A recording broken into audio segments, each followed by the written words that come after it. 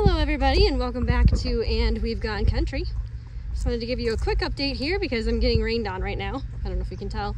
It's very light so far. Anyways, so Andy's been working on the round pen. He's got a little ramp over there so he can get the dump truck in and out. He's been dumping all the piles of the large stones in there. Haven't had a chance to flatten it yet, but he did go around and flatten the dirt and he made it deeper. So you can kind of see there, he went around with the compactor and made it nice and flat. So it's getting there. It's looking pretty good. Still a lot of work yet to do, but that's life. Anyways, so I don't know about you guys, but we got some nasty rain last night, but we really needed it, so it was a good thing. But it was severe weather, and we had a little bit of damage. Nothing major, thank goodness. But we did have the power go out. And our entire area, the whole, let's see, what do they say, like the whole right side of Wisconsin pretty much, all the way up to Green Bay, all lost power.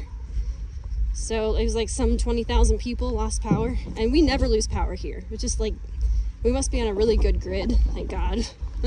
Because we've been here for like 2.5 years and we've never lost power, not once. So last night's storm was pretty crazy, unexpected. Definitely something we've never experienced here, which is fine with me because I love storms. I absolutely love storms, so I'm not against it at all. But we did lose power. And we had a little bit of tree damage. But we only lost power for an hour. And they restored it within like, let's see, it went out around like 10 o'clock at night. And then it was back on again by 11.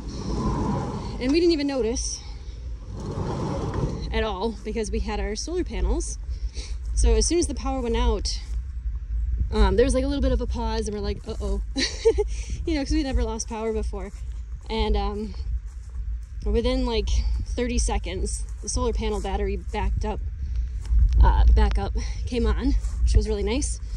So all of our lights and everything came back on, and we were super excited because it's nice to know that it's actually working. That is the whole reason why we got solar panels. Because at first it's been kind of a nightmare getting those things set up.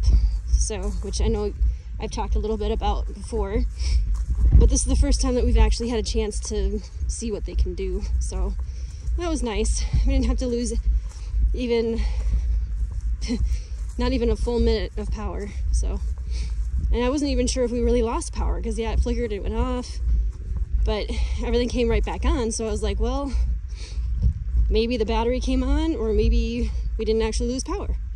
So we didn't actually know until we got a text from We Energies about an hour later, and they said that they restored the power. So we're like, oh, we actually did not have power. So that was actually kind of nice. So anyways, this is the other damage that we suffered today. Thankfully nothing major. This tree is dead, and Andy knew that it had to come down anyway, so it was going to come down anyway, but you know, it never comes down when you want it to, right? Thankfully it didn't hit anything, didn't fall on any fencing. I did have a small branch on the fencing, but it didn't bother anything, so just took it off. But this is across my riding trail, so I'm not very happy about that. So hopefully Andy will be able to get this cut up in a couple days. I can't ride right now anyway because it's pretty wet. It's not like crazy muddy. It's really not that bad, honestly, for as heavy as a rain as we had. But I don't know about you guys, but we've had a pretty severe drought. So even though we had a pretty heavy rain and it did leave a couple puddles, it really just barely saturated the ground because the ground has been so rock hard and so dry, and we really, really needed it. So, and as I said, I am slightly getting rained on, but it's like a super tiny drizzle, which I'm kind of grateful for because we're out here doing chores, but you know, obviously I'd rather get a good hard soaking because our poor pasture is like, it's grazed down and the horses have not had really any chance to graze more because the grass is growing back because there's no rain. So I've been having to do a full schedule of usual 2 bales of hay a day instead of the usual 1 a day during the summer, if that, because there's just not enough grass. So that's a shame, but it just seems like we've had droughts in this area for a while, pretty much every year since we've moved in, unfortunately, but such is life. So anyways, that's what's happening around the farm today. If you're one of the people who lost power, let me know. Tell me your story. If you got any images of trees downed, it's always kind of fun to see, as long as it didn't damage anything. Hopefully if you guys got any damage, you have some good insurance to take care of it for you. Thankfully, we came out on the other side pretty easily this time around. A little bit of extra work, but nothing too major. So, yeah, not bad. I love severe storms. It was a lot of fun. Lots of drama. Lightning and thunder. And our first power outage, and I was like, we were laying in bed, getting ready for bed. And it's like, dang, we actually lost power. And when we realized the solar panels came on, or the battery backup turned on, then we're like, well, we know it doesn't give us all that much power. You know, it can only handle so much power. So I went around the house and I unplugged anything unnecessary and turned off any extra lights and stuff I normally leave on, turned it all off to conserve power, because I don't know how long that battery really is going to last. But thankfully we didn't have to worry about it, because the power came on in an hour. But you never know. My mom lost power further south of us, and hers was off for 6 hours. So I'm just herding this guy into sleep, because he doesn't always go into the pen. He was in the baby pen. There we go, Ruin in there. There we go, good boy, good boy. These two have not been wanting to go back in the coop. This guy over here, the little Easter egger, I named him Ruru. I haven't named the turkeys yet. And that little olive egger in the center there, I just transferred her yesterday. She already knows that this is home. But sometimes they just don't want to give it up. You know, they want to stay in the baby pen. It takes them a while to learn that this bigger pen is now their home. So sometimes I have to chase them into sleep. And last night, when I was fighting with that guy, he gave me this nice little scratch here. So he did break the skin, but not like terribly. This camera does not want to focus on it. Sorry, guys. Not the greatest quality camera, but he scratched me pretty good all the way around. So I cleaned that really good. Put some hydrogen peroxide on it first. It bubbled up real nice. And did that a couple times, and then rinsed it again. Well, I cleaned it first, actually. I cleaned it first, and then I put hydrogen peroxide on it, bubbled it up a couple times, and then I washed it off. I gave him some watermelon because it's hot outside. But yeah, so then what did I do next? Oh yeah, I put silver on it. Put some silver on it after I put the hydrogen peroxide on it. Here you go, guys. Finish your watermelon. Come on, chicky chicky. Cool off. I think that's it. Oh yeah, I sprayed chicken stuff on it, actually. Which is, I mean, it says it's for chickens, but it's a completely natural product. And you can definitely use it for people too. It's just basically tea tree oil and comfrey.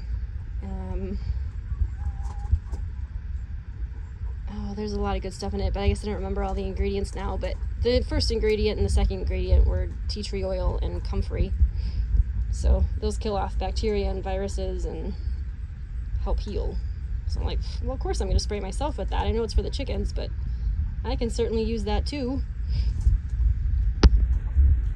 So yeah, I treated it so seriously because chickens can actually be pretty dangerous. You know, a scratch like that they're digging in with those claws. I mean, look at those claws.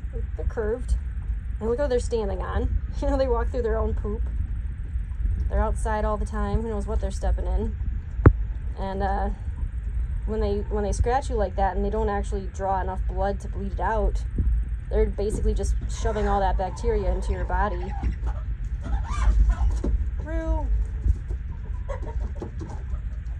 Rue's challenging the roosters. Yeah, I mean, it's kind of dangerous to get that bacteria stuck in your body like that if it's not actually going to bleed out and help you get oxygen to the area and help you aerate it and move out the bacteria that's been shoved into it. Some bad things can happen. That's how some people have actually died from roosters doing that to them, clawing them and then getting a really nasty staph infection. And you can die from it, so it's no big deal. It's not a small deal. And I know my half brother also had gotten stabbed by a cat, just a scratch from a cat, and he didn't think it was a big deal, but he ended up in the hospital too. So it's not a small thing to get scratched by an animal that lives outside. So I did several different things to get rid of the bacteria, and I hope it works. It seems fine. It's not red and it's not swollen, so I think I cleaned it up pretty good. Should be fine. But I know when I did it, my husband was laughing at me because he's like, "Oh my god, it's just a scratch." Yeah, it's not just a scratch. I'd almost rather, you know, have an outright big gash with blood than a scratch. Because they're just lodging that bacteria in your arm. So I took care of it. If you guys ever get scratched by an animal, you should do the same thing. Hydrogen peroxide pulls the bacteria up to the surface. It kind of like draws things out. So you definitely have to do that first. After cleaning, obviously. You want to wipe off any surface dirt so it doesn't reinfect it. But yeah, it's important to do hydrogen peroxide. And then you can put whatever antibacterial on it after that. But it's important to bring it to the surface first. Look at that beautiful sunset. So beautiful. Gotta love that about the farm. Like, this is like the perfect time of night when the sun's just about to set. And there's my round pen. Hopefully it won't take too much longer. That sun is so beautiful. So yeah, it's a lot of piles, you know. I mean, this is 1, 2, 3, 4, 5, 6, 7. That's 7 big piles. Those are all dumpster loads from the dumpster that we've been borrowing, or the dump truck. That's a lot. 7 loads from the dump truck. And in this, it looks like nothing. I never would have guessed that we needed this much stone. I hope we got enough. It's gonna be a lot of work and a lot of materials. Every time you think something's gonna be simple, it never is. Never is. Definitely have learned that the hard way over the years. So anyways, I'm gonna head off to bed. Chores are all done now for the night. It's not raining anymore, so much for extra rain. The ground's not hard enough yet for a ride, so I guess I just kind of have to be boring and go to sleep. What else is there to do, right? All right, well, you guys have a great night. Let me know about your storm damage. Tell me all your power outage stories. Hopefully nothing too crazy happened. Have a good night.